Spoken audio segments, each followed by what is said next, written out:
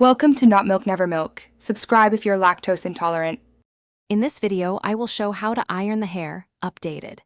Use a heat protectant on damp hair that is fully dry before you begin ironing. Plug in your flat iron and set a temperature appropriate for your hair type, then work from the bottom layers up.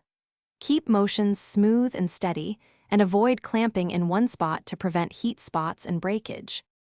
Gather tools that suit your hair texture and goals, including a quality iron, comb, clips, and protectant.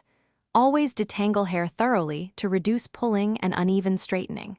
Section hair with clips so you can focus on small portions at a time.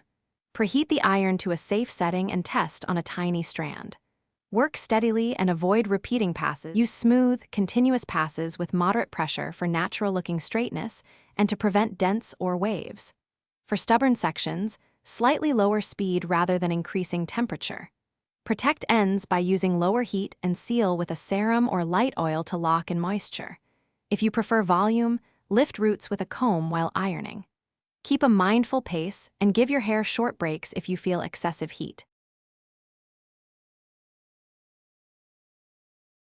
Thanks for watching. If this was helpful, leave a like and consider subscribing. See you next time.